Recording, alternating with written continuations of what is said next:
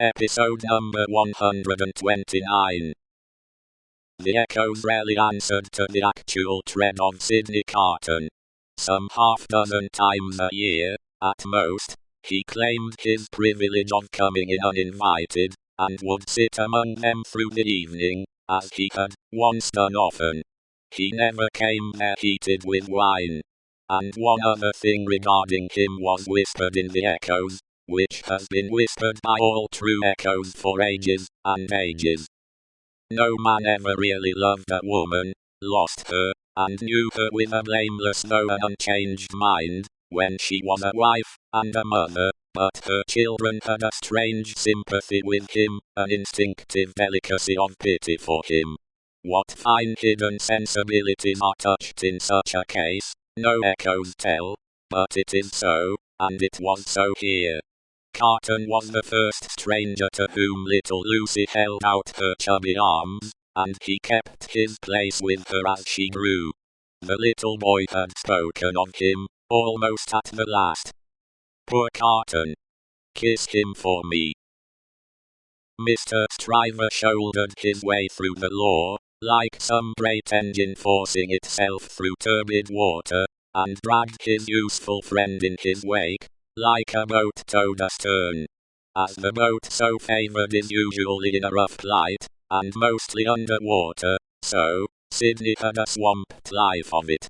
But, easy and strong custom, unhappily so much easier and stronger in him than any stimulating sense of desert or disgrace, made it the life he was to lead, and he no more thought of emerging from his state of lion's jackal, than any real jackal may be supposed to think of rising to be a lion.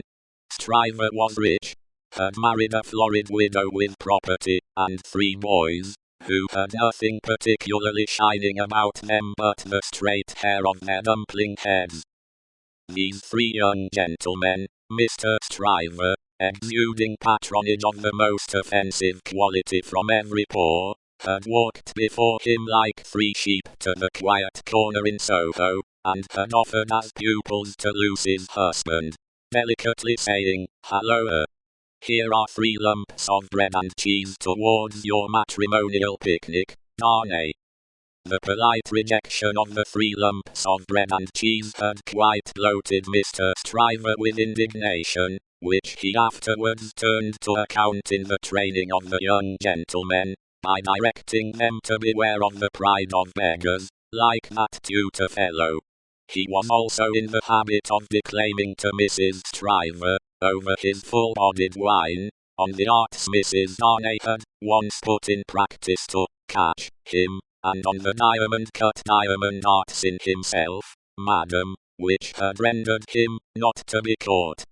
Some of his King's Bench familiars, who were occasionally parties to the full-bodied wine and the lie, excused him for the latter by saying that he had told it so often, that he believed it himself, which is surely such an incorrigible aggravation of an originally bad offence, as to justify any such offenders being carried off to some suitably retired spot, and there hanged out of the way. These were among the echoes to which Lucy, sometimes pensive, sometimes amused, and laughing, listened in the echoing corner, until her little daughter was 6 years old. How near to her heart the echoes of her child's tread came, and those of her own dear father's, always active and self-possessed, and those of her dear husband's, need not be told. Nor, how the lightest echo of their united home, directed by herself with such a wise and elegant thrift that it was more abundant than any waste, was music to her. Nor, how there were echoes all about her, sweet in her ears, of the many times her father had told her that he found her more devoted to him married, if that could be, than single, and of the many times her husband had said to her that no cares and duties seemed to divide her love for him, or her help to him, and asked her, "What is the magic secret, my darling, of your being everything to all of us, as if there were only one of us, yet never seeming to be hurried, or to have too much to do,